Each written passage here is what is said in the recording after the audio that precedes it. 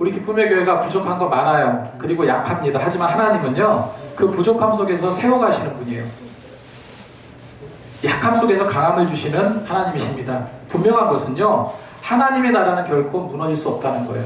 하나님 나라는 결코 무너질 수 없다. 이 사실을 믿으시기 바랍니다. 그래서 우리는 세워가야 될 줄로 믿습니다. 그러기 위해서 우리는 먼저 이 예배를 어떻게 온전히 드릴까, 어떻게 은혜로운 예배를 드릴 수 있을까에 집중하시기 바라요. 여러분, 은혜스럽게 예배 드리는 거, 거기서 답이 나와요. 사실은 거기서 하나님의 이끄심이 나오거든요. 어떤 일이든지 아무 노력하지 않는 자는요, 그냥 고민만 해요, 평생. 그런데 정말 노력했는데, 정말 혼신을 다해서 모든 것을 다 인생을 불살랐는데 잘 안 돼. 승리를 장담했는데 패배하는 것 같아. 그럴 때 우리는 어떡합니까? 좌절하고 아파해요.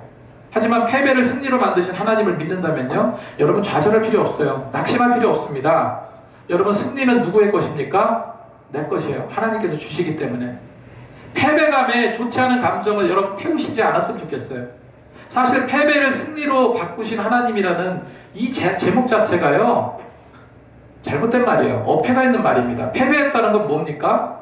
졌다는 얘기예요. 그냥 끝난 거예요. 종결을 말합니다. 이미 진 거예요. 근데 어떻게 증거를 승리로 만들 수 있습니까? 저는 그렇게 생각하는 거예요. 뭐냐면은, 하나님을 우리가 의지하고 나가면 우리에겐 결코 패배가 있을 수가 없다. 패배도 승리로 만들어 가신 하나님의 과정이다. 자, 보세요. 승리는 우리에게 100% 임하는 거예요. 하나님을 통해서. 패배라는 게 있어. 그 패배도 승리를 만들어가는 과정 속에 들어있다는 겁니다. 여러분, 이 사실을 믿는다면요, 패배할 확률은 0%예요. 이 사실 여러분 믿으시기 바랍니다. 믿으십니까? 잘 되면 상관없어요. 내가 승리하면 상관없습니다. 내가 모든 것을 잃었다고 그러면은 그냥 가서 축하해주면 되는 거예요. 하지만 놀라운 것은요, 모든 사람이 대략 한 10명 중에 7명, 70% 사람들이요, 이거 아닌 것 같은데도, 이거 진 거 아닌데, 패배한 것도 아닌데 패배감에 쌓여 있다는 거예요. 늘 졌다라고 생각한다는 겁니다. 늘 잘 안 된다라고 생각을 한다는 거예요. 그럴 때 여러분은 어떻게 그 일을 풀어가십니까? 여러분, 패배를 승리로 바꿔주시는 하나님을 우리 믿고 가자는 거예요. 내가 한번 여러분을 한번 생각해 보세요. 내가 늘 우울감의 흔적이 있다. 늘 우울감의 흔적이 있다. 이거 패배감입니다. 늘 안 될 것 같다. 뭐 해봐도 소용이 없다. 여러분, 이거 패배감에 길들여져 있는 거예요. 예수 믿는 우리가 그렇게 돼서는 안 되죠. 지금 뭔가 안 되고 실패 같아 보이지만 분명 하나님께서는요, 완성해 가시는 과정이다. 이렇게 믿고 나가자는 겁니다. 자, 실패를 논할 때 주님의 수제자 베드로를 생각하지 않을 수 없어요. 여러분, 예수님을 베드로는 3번 부인했어요. 이미 예수님의 제자로 끝난 거 아닙니까? 완전 배신 아니에요? 완전 패배한 거 아닙니까? 그런데 성경에 보면 놀라운 장면이 있어요. 그렇게 부인하는 순간에 예수님과 눈이 마주쳐요. 누가복음에 나와 있습니다. 누가복음 22장 61절 62절에 주께서 돌이켜 베드로를 보시니, 베드로를 봤다고 해서, 내가 정말 주님을 모른다라고 부인할 때 예수님이 누구를 쳐다봤어요? 베드로를 쳐다봤어요. 베드로도 쳐다봅니다. 그때 베드로는요, 너무나 어떤 감정적인 그것 있고, 주님께서 다굴기 전에 내가 3번 부인하리라, 이 말씀 때문에 그 말씀이 생각나서 밖에 나가서 심히 통곡했다라고 성경은 기록하고 있어요. 여러분, 참담한 실패예요. 이런 상황에서 다시 예수님께서 베드로를 받아주신다? 다시 주님의 제자가 된다? 어림없는 얘기라고 생각했어요, 베드로는요. 그래서 베드로는 포기했습니다. 모든 걸 다 버리고 예전에 갈릴리 바닷가에서 고기 잡던 그 시절로 돌아갔어요. 그런데 놀라운 것이 뭡니까? 예수님께서 베드로를 찾아오신 거예요. 부활하신 예수님께서 베드로를 찾아오시고, 요한의 아들 시몬아, 내가 나를 사랑하느냐? 만약에 내가 나를 사랑한다면 내 양을 먹이라. 요한의 아들 시몬아, 내가 나를 사랑하면 내 양을 먹이라 말씀하세요. 넌 영원히 내 제자가 될 것이다. 참담한 실패, 무기력한 배신이었지만 예수님은 그를 들어 쓰셔서 초대교회에 얼마나 대단한 일을 감당을 합니까? 주님은 이런 주님이시라는 거예요. 여러분, 실패라고 여겼지만 결국 승리로 매듭 짓습니다. 기드온이라는 사람이 있어요. 사사입니다, 이스라엘에. 그는 두려움이 많았던 그냥 농부예요, 농부. 농사 짓는 사람이에요. 근데 미디안 사람들이 자꾸 약탈하러 오는 거예요. 그러니까 몰래 숨어서 타작을 해. 두려움에 갇혀있던 사람입니다. 근데 하나님께서 뭐라고 말씀하십니까? 내가 너와 함께하리라. 내가 너와 함께하리라. 이렇게 말씀하셨을 때 그 말씀과 표적을 통해서 용기를 얻게 됩니다. 이후에 300명이라는 아주 작은 소수의 군사로 미디안의 대군사를 무찌르게 되잖아요. 여러분, 중요한 것이 무엇입니까? 자격이 없을지라도 하나님께 붙들릴 때 여러분 승리한다는 거예요. 자, 하나님께 붙들릴 때 뭐 한다고요? 승리한다. 그런 하나님을 우리 붙들고 나가자는 거예요. 그런 하나님을 믿고 나가자는 겁니다. 나 혼자 어떻게 해결할까 생각하지 마시고 처음부터 아예 그냥 맡겨버리자는 거예요. 여러분, 우리 기쁨의 교회는 반드시 하나님께서 당신이 원하는 방향으로 이끌어 가실 거예요. 여러분 기억할지 모르겠어요. 지난주에 새로 오신 분이, 놀라지 마세요. 여러분 모를 수도 있어요. 새로 오신 분이 5명이 왔었어요. 지난주에. 아기까지, 아이 2명. 남자분은 제 지인이지만 애까지 하면 3명이잖아요. 그리고 남자분 한 분 새로 오셨잖아요. 그리고 오후 예배에 어떤 성도님 한 분이 오셨어요. 근데 이분들이 다 뭐냐면 저한테 전도지를 받았대요. 그래서 이 교회는 뭔가 다르다. 이 교회는 뭔가 열심히 하는 교회구나. 한번 가봐야 되겠다라고 생각을 하시고 오셨어요. 오후에 오신 분은 수요 예배도 오셨습니다.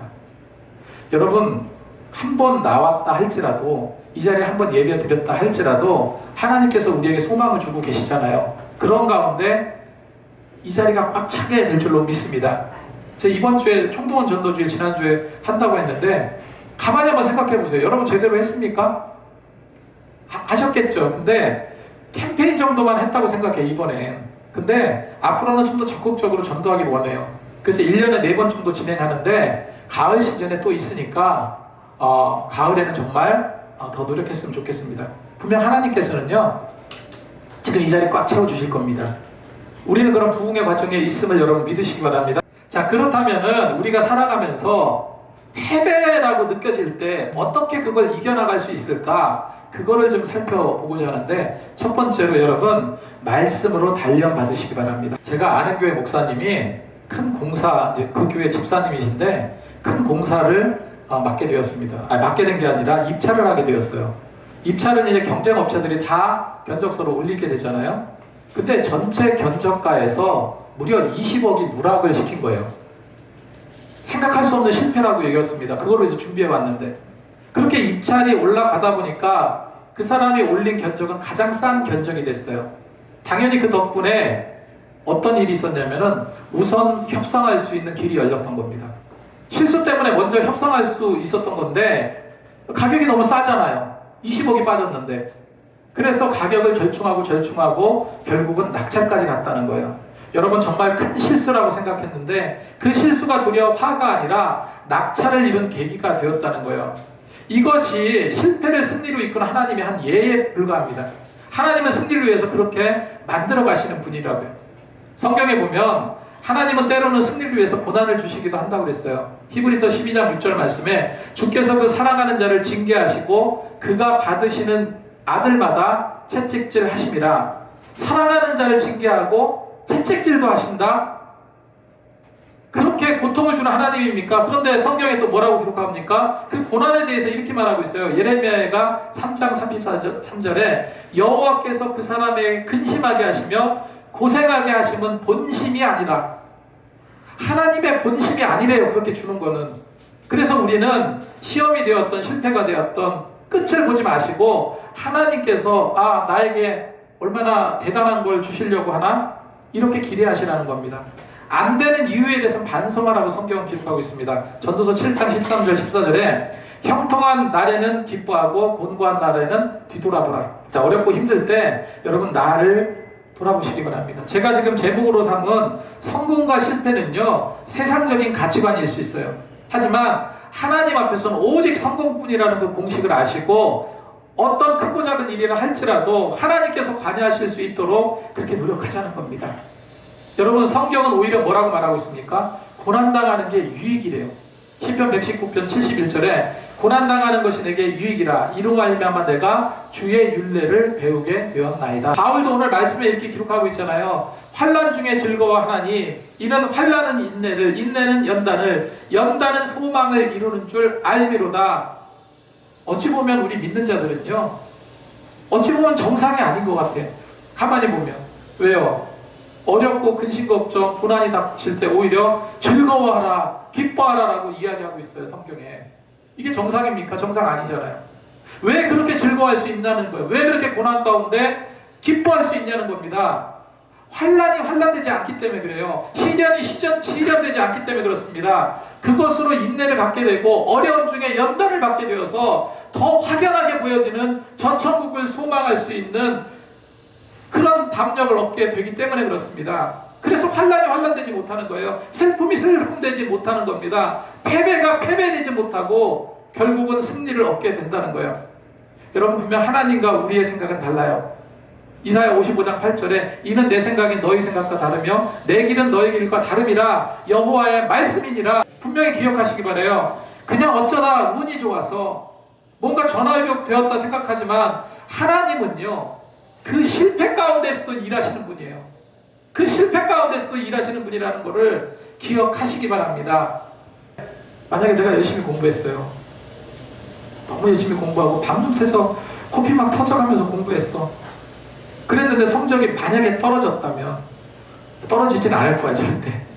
만약에 떨어지면 낙심이 될까요, 안 될까요? 너무나 기분이 우울해지고 막 화가 나고 막 그럴 거예요.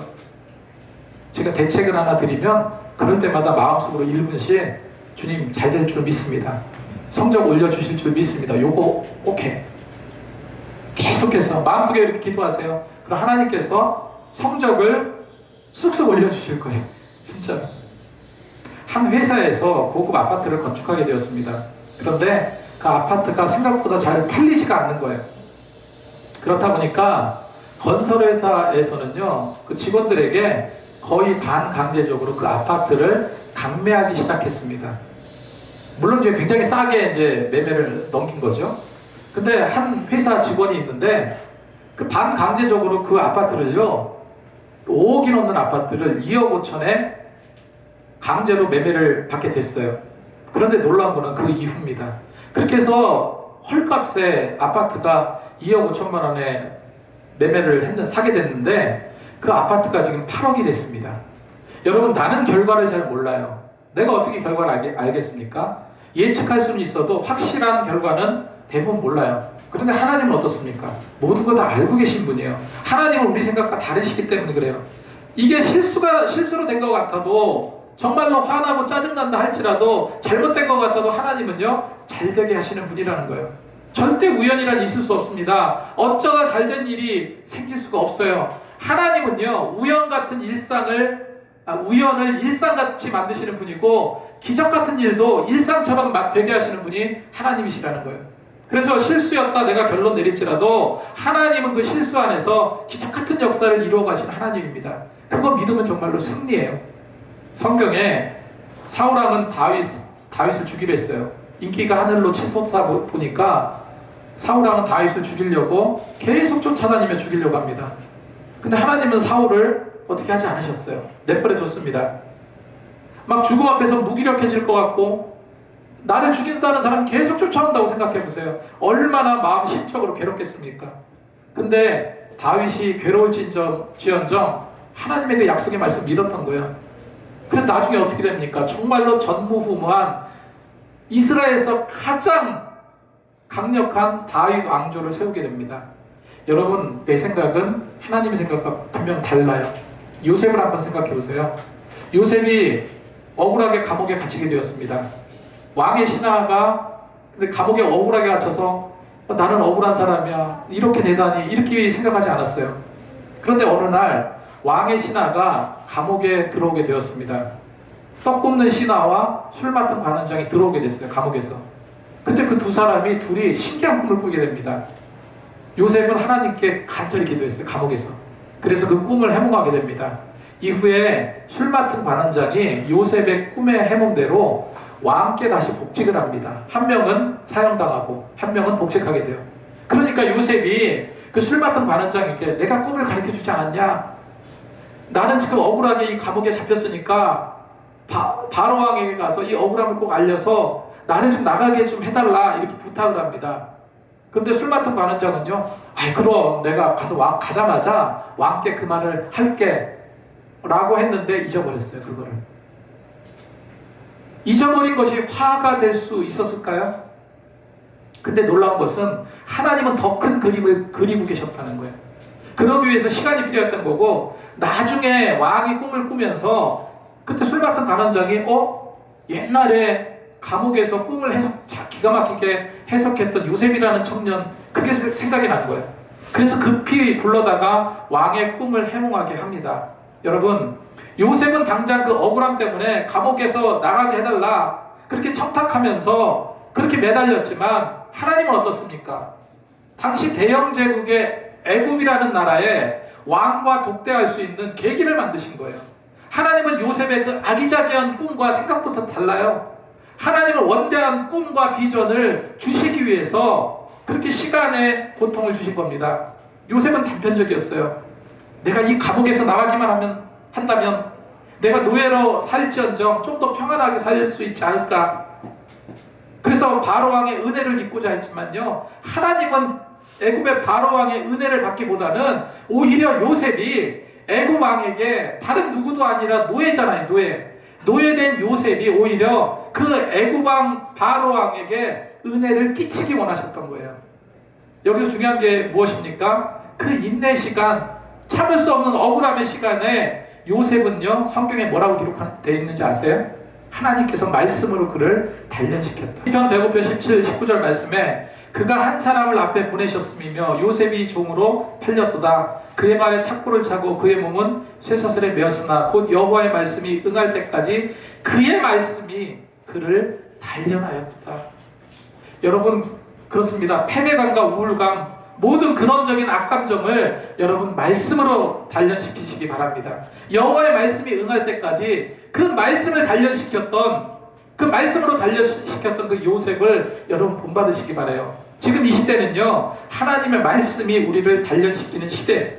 정말로 우리가 말씀을 사모하고 읽어 나가야 됩니다.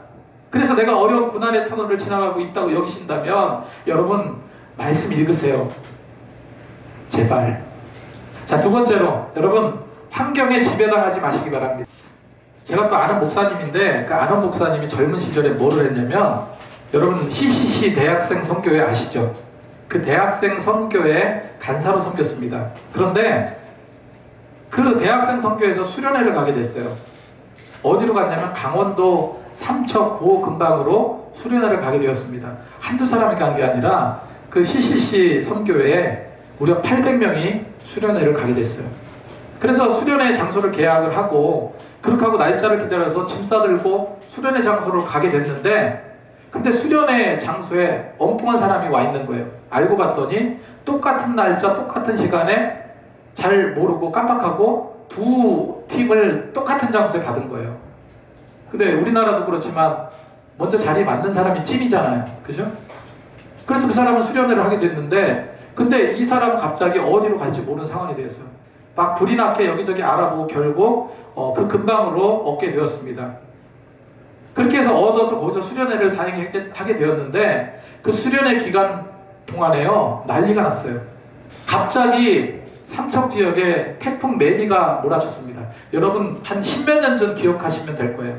막 집이 쓸려나가고 물바다가 됐던 그런 기억 나시죠? 수련회 장소로 선택된 곳은요, 완전 풍비박산이 나고 지역이 물바다가 돼버렸습니다. 정말 천만다행이죠. 만약에 거기에 정상적으로 계약이 됐다면 인명피해까지 날 수 있는 그런 상황이었어요. 수련회 장소가 잘못된 건 실수였지만 잘못되고 꼬인 가운데 오히려 그렇지 않게 된 게 천만다행이죠. 중요한 것은 이런 악조건의 상황이 될지라도, 수련회 장소가 제대로 안 됐다 할지라도 여러분 환경에 지배받아서 절대 안 됩니다. 우리가 일상에 살아가면서 뭔가 꼬였고 잘못된 것 같거나 이런 상황 속에서 내 태도가 중요하다는 거예요. 여러분, 그래서 제가 드릴 말씀 뭐냐면 걱정하지 마시라는 거예요. 뭐라고요? 걱정하시. 아까도 말씀드렸지만 하나님은 분명히 실수를 통해서도 일하시는 분이에요. 절대로 환경에 지배당하지 마시기 바랍니다. 여러분, 가나안 정탐할 때 12명의 정탐꾼들이 똑같이 인정한 게 있어요. 그러니까 간첩단을 보냈잖아요. 가나안 지역으로. 거기가 어떤 땅인지 탐색하는데 갔다 왔어요. 12명들이 갔다 와서 모든 사람이 똑같이 이런 얘기를 합니다. 야, 그 땅 정말 대단하다. 정말 하나님께서 말씀하신 대로 젖과 꿀이 흐르는 땅이 맞다. 대단한 땅이다. 그리고 또 한가 12명이 또 인정한 게 있습니다. 거기는 가나안의 칠족 속들은 정말 대단하다. 대단한 민족이다. 거인족이고 막강한 무기가 있고 그들에 비하면 우리는 메뚜기 떼와 같다. 이렇게 보고해요. 이거는 12명이 다 인정한 겁니다. 그런데요, 환경의 지배를 받았던 10명은요, 그렇기 때문에 우리 그 싸움에 승산이 없다 생각했어요. 우리 거기 못 갑니다. 그들과 싸울 수 없습니다. 그들과 싸우면 질 수밖에 없습니다. 이렇게 생각했어요. 반면에 환경에 지배당하지 않고 하나님의 약속의 말씀을 믿었던 두 사람이 있었어요. 여호수아와 갈렙입니다. 그 환경의 지배를 받지 않고 하나님의 말씀을 의지했던 여호수아와 갈렙만은요, 그럼에도 불구하고 우리 가나안 땅 갑시다. 그 땅을 칩시다. 우리 승리할 수 있습니다. 하나님께서 그 땅 주시기로 하셨습니다. 그렇게 말하면서, 여러분 똑같은 상황이잖아요. 똑같은 환경이잖아요. 어떻게 이렇게 바뀔 수가 있습니까? 하나님의 말씀에 지배받았던 여호수아와 갈렙은요, 생각부터가 달랐던 거예요. 이 세상 얼마나 예수 믿지 못하게 만드는 일들이 많은지 아세요? 직장은 더욱더 바쁘게 만들죠. 집에는 가지 말라고 하죠. 또 내 몸은 너무나 피곤해서 못 일어나죠. 이 바쁜 시기에 너 왜 꼭 교회 가야 되냐? 때로는 직장 안에서 따돌림 당할 수도 있어요. 하지만 여러분, 이런 나태함이 외부에서 들려오는 그런 소리들이요, 결국은요, 환경에 지배당하고 있는 거예요. 정말로 천공불락 같은 여리고성 하나님께서 무너뜨리셨잖아요. 하나님께서 우리와 함께 하시면 반드시 이겨요. 이런 자신감을 가지고 우리 나가시기 바랍니다. 교회 나가기 힘든 상황이라 할지라도 하나님께서는 그 환경 속에서 엮어가시는 분이에요. 여러분 절대 환경에 지배당하지 않으셨으면 좋겠습니다. 결국 가나안 정복했어요, 못했어요? 정복했잖아요. 그분만 믿고 의지하고 나가시면 하나님께서 모든 걸 채워주실 줄로 믿습니다. 자, 마지막입니다. 제발 고집을 좀 내려놓으시기 바랍니다. 저는 좀 단순해졌으면 좋겠어요. 이게 무슨 말이냐면, 이 단순한 사람 편해요, 안 편해요? 제가 이름도 잘 기억 안 나. 대학교 시절에 까마득한 제 여자 후배가 있습니다. 근데 굉장히 1차원적이고 단답형이에요. 그냥 좋은 건 좋대요. 아픈 건 아프대. 뭐를 먹어도 야, 이거 되게 맛있다. 이거 맛이 별론데? 또 얘기를 들으면 너무 재밌어요. 그리고 지루해. 고집 하나도 없어요. 너무 없어서 탈이 날 정도예요. 그래서 우리 그 선배들이 그 후배를 볼 때 뭐라고 하냐면, 야, 저 후배는 완전 단세포다, 단세포. 저렇게 단순할 수가 있을까? 이거 하자면 이거 하고, 저거 하자면 저거 하고. 근데 그래서 그 후배를 다 좋아해요.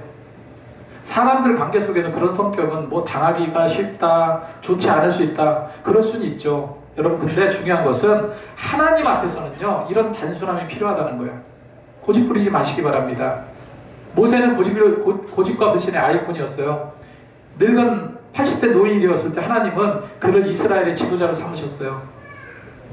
네가 이스라엘 백성들을 가나안 땅으로 이끌고 갈 자다. 내가 너를 선택했다. 너는 이스라엘 백성들을 이끌어라. 그때 모세가 뭐라고 말합니까? 하나님, 저는 안 됩니다. 이 나이에 뭘 하겠습니까? 아무런 힘도 없고 능력도 없는데, 내가 할 수 있는 거 아무것도 없는데, 그리고 나는 말도 못하고 말주변도 없고, 그런 내가 어떻게 이스라엘 백성들을 이끌고 갈 수 있겠습니까? 제발 보낼 만한 사람을 보내소서. 모세가 이렇게 하나님께 거절했는데 결론은 어떻게 납니까? 이스라엘의 위대한 지도자로 하나님께서 세우시잖아요. 그래서 출애굽의 역사를 이루어내시잖아요. 하나님은 그런 하나님이랍니다. 하나님이라는 거예요. 모세가 잘난 거 아무것도 없어요. 정말로 노인에 불과합니다. 근데 모세가 하는 게 아니라 하나님께서 이끌어 가시잖아요. 하나님은 인간의 연약함보다 하나님의 뜻이 앞서면서 고집도 꺾어서 사용하시는 분이 하나님이세요. 그래서 내려놓고 그냥 여러분 하나님께 대롱대롱 달려 사시기 바랍니다. 그렇게 하시겠습니까? 아멘. 자, 오늘 말씀을 정리합니다. 패배를 승리로 바꿔주시는 하나님 믿고 나가시기 바랍니다. 지금은 실패한 것 같아도 또 어떤 패배감에 사로잡혀 있어도 여러분 거기에 에너지 낭비하지 마시고 다 맡기시고 완성해 나가신 하나님을 믿으시기 바랍니다. 고난당할 때 패배를 여기실 때 그 패배라 여길 때 어떻게 해야 된다고요? 이겨 나가시기 바래요. 자, 첫 번째로 말씀으로 단련받으시기 바랍니다. 뭐로 단련받아요? 말씀으로. 고난의 시기에 말씀으로 단련받았던 요셉을 기억하시기 바랍니다. 두 번째, 여러분 절대로 환경에 지배당하지 마시기 바랍니다. 세 번째, 내 고집 내려놓으시기 바래요. 우리 복잡해지라고 그랬어요? 단순해지라고 그랬어요? 단순해집시다. 그래서 패배를 승리로 이끄시는 그 하나님을 믿고 의지하고 나갈 때 늘 승리의 삶을 저에게 주실 줄로 믿습니다.